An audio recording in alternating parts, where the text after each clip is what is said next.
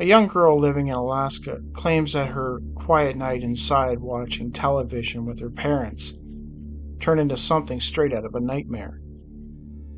This is the strange case of Sarah Thompson. It was 1993. Sarah Thompson, a pseudonym, then only 8 years old, was watching television with her parents at their home located just outside Fairbanks in Alaska. Her 9-year-old sister was already in bed, which was slightly unusual. Speaking to UFO investigator Dave Hodrien, Sarah noted that her sister must have been tired or not feeling well that evening, as she was not normally one to go to bed early. Sarah was sitting on the sofa at first, but then as her sister was not present, she decided to lay down on the couch and stretch out. She was laying on her right side facing the television.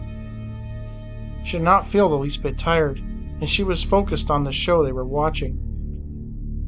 Everything seemed completely normal from what she could recall. All of a sudden, and completely unexpectedly, she realized her eyes were closed and everything was extremely quiet. She was confused and could not work out how this happened. From what she could tell, she had not merely nodded off to sleep. This was different. It felt different. It was more like she had somehow moved forward in time without recollection of anything in between watching the show and suddenly being in the quiet room. As she lay there, trying to make sense of the situation, she recalled feeling quite disturbed. To her, it almost felt like her memory had been erased. She was certain that something had happened, but like the fleeting inability to recall the name of a former classmate you might pass on the street, she simply could not remember.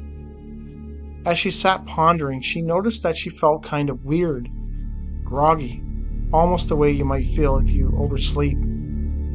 She tried opening her eyes and found she could not. Her eyelids felt extremely heavy. She eventually forced them open. As she did, she immediately noticed 3 things. The TV was switched off, her parents were no longer present, and there were, quote, monsters standing in the room.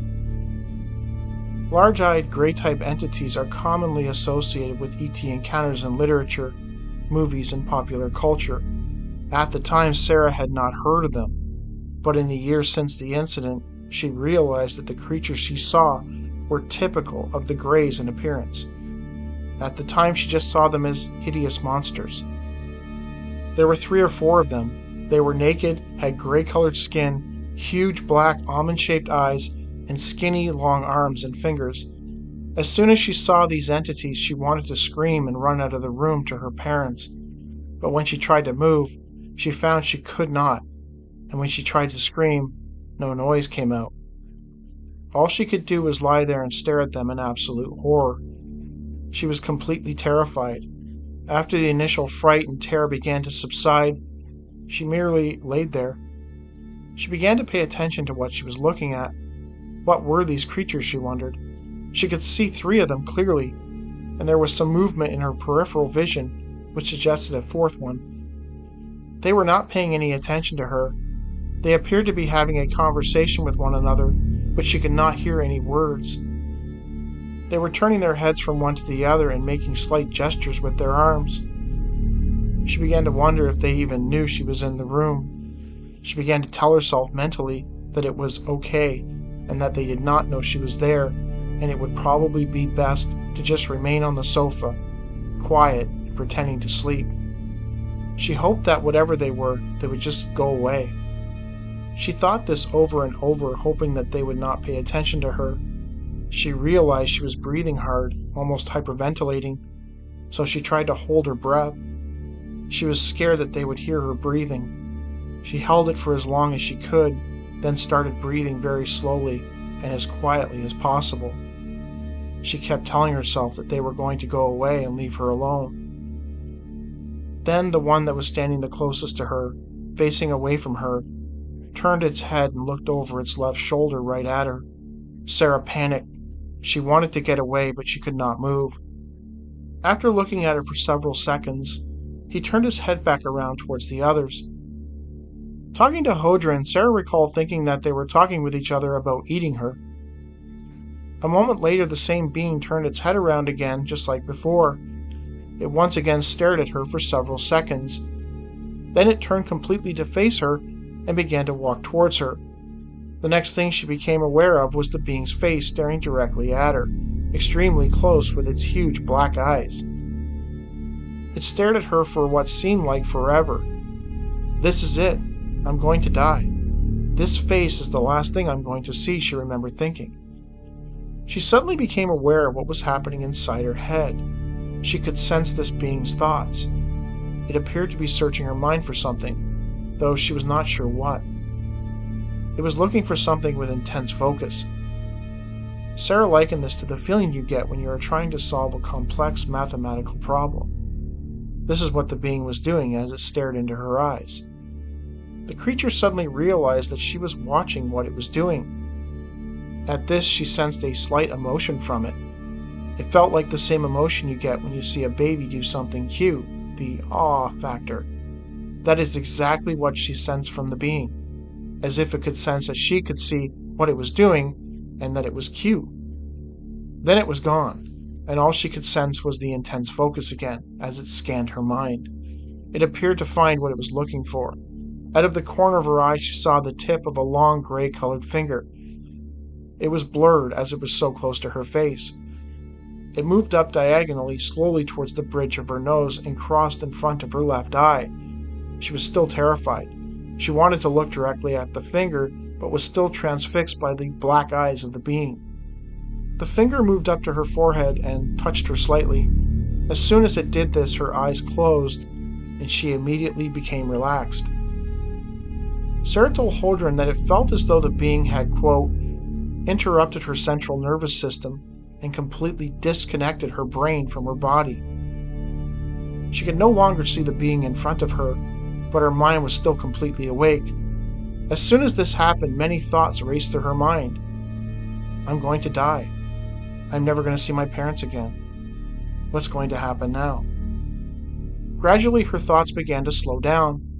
The being she sensed was being careful not to break anything. It was controlling her, slowing down her thoughts and emotions as if she were a computer or a robot. This continued until her thoughts were very slow and faint. They were gradually replaced with quietness and stillness. This is when she heard the voice. It sounded male and quite young, like a teenage boy. It was not threatening in any way. She heard the voice directly inside her mind rather than audibly in the room. "Everything is going to be all right. You are going to sleep now," it said. She does not recall exactly what it said next, but it was something like, "And when you wake up, this will all seem like a dream." As the being said this, she felt herself fading away and drifting off to sleep. Suddenly she was upstairs in her bed. She does not recall walking up there. She sat up startled and terrified, her heart pounding heavily. She looked over at her older sister in her own bed. She was fast asleep, softly snoring. She could not express the sheer happiness she felt at seeing her there. Even the sound of her snoring seemed comforting in that moment. She peered around the room. The black-eyed monsters were gone. She was okay, she was alive, and everything seemed to be back to normal. She was hysterical with relief at this realization. She rushed to her parents and told them of what had occurred. Of course, she was not believed. Given her age, they simply chalked it up to an overactive imagination, possibly influenced by something she had watched on TV. Sarah was certain that it was not a dream, as this was unlike any dream she had ever experienced before. It was real, it happened, and it stayed with her well into adulthood. For months after the encounter, Sarah found herself haunted by the vision of the Gray's face staring at her. Sometimes when she would lay in bed and close her eyes, it would appear to her in her mind. It terrified her to her core. It was clear the experience had traumatized her deeply. When Sarah Thompson was 18 or 19 years old, she began to experience a series of unusual events in her life. It started with a series of vivid and unsettling dreams, which appeared to be apocalyptic in nature. The dreams all had similar themes.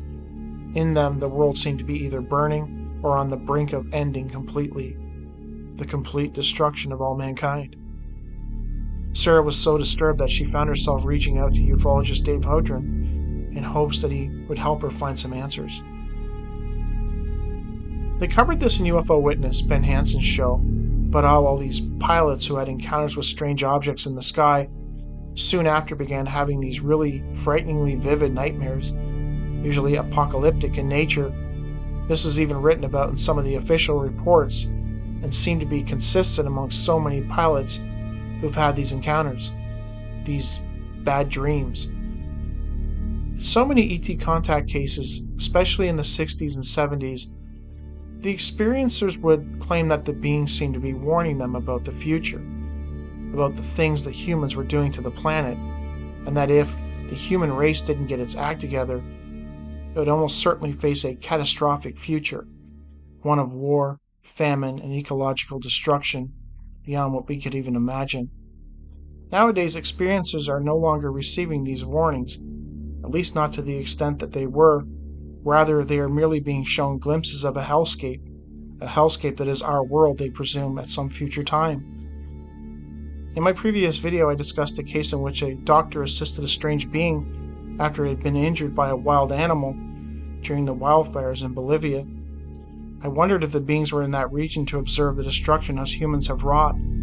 I do sometimes wonder, too, if we are close to being past the point of no return with this stuff.